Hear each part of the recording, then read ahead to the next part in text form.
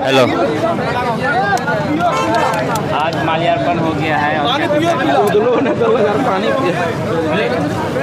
आज बाबा साहब डॉक्टर भीमराव अंबेडकर जी की जयंती के शुभ उपलक्ष्य पर आज हम लोग एसपी कॉलेज के हॉस्टल की ओर से पद यात्रा करके बाबा साहब अंबेडकर की प्रतिमा स्थल पर पहुंचे हैं। और यहाँ आप देख रहे हैं कि सैकड़ों युवा आपके अगल बगल नज़र आ रहे हैं। सब यूथ हैं और सब अनुसूचित जाति समुदाय के बच्चे, सब अपने बाबा साहब को मानने वाले बच्चे। आज हम लोग बाबा साहब के प्रति अपनी कृतज्ञता प्रकट करने के लिए आए हैं, बाबा साहब को नमन करने के लिए आए हैं। क्या संदेश देंगे समाज को संदेश देना चाहेंगे कि परिस्थिति दिन प्रतिदिन बदलती जा रही है और मेरा अपने समुदाय से हाथ जोड़ के निवेदन है, करबद्ध आग्रह है कि सब एकजुट हो जाइए। और बाबा साहब का जो मूल मंत्र है, शिक्षित बनो, संगठित हो, संघर्ष करो।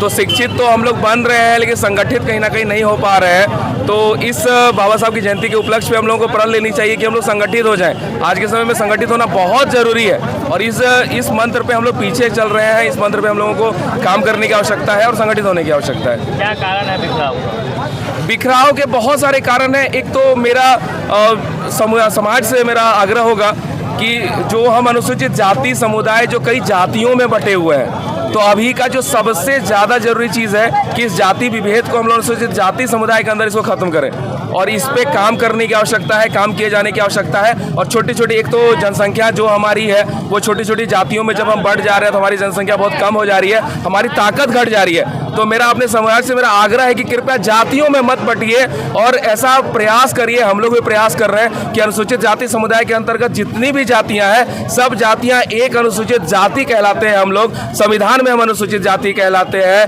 हर सरकारी योजनाओं में हम अनुसूचित जाति कहलाते हैं। तो फिर ये जाति विभेद हम लोगों को बहुत नुकसान कर रहा है, इससे खत्म करने की आवश्यकता है। कैसे खत्म?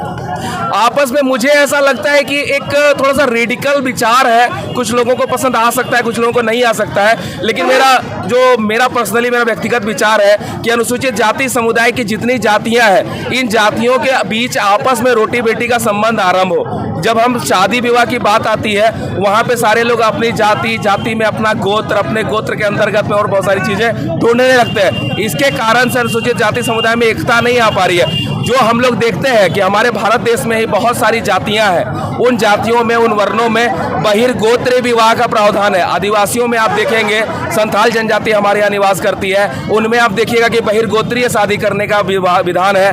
ब्राह्मणों में आप देखिए कि वो बहिर्गोत्र शादी करते हैं, गोत्र के बाहर शादी करते हैं। लेकिन अनुसूचित जाति समुदाय को एक षड्यंत्र के तहत अंतर गोत्रीय विवाह करने का इसको एक तरीके से श्रापित कर दिया गया है।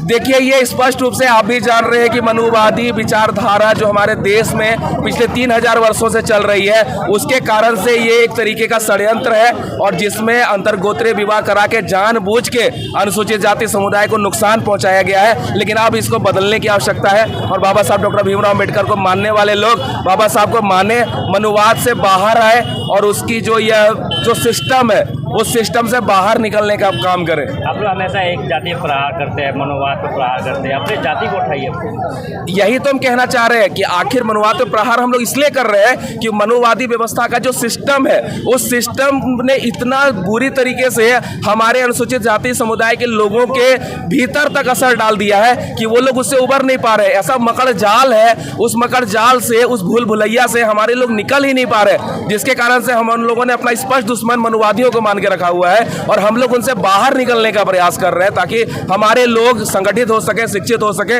और आगे बढ़ सके।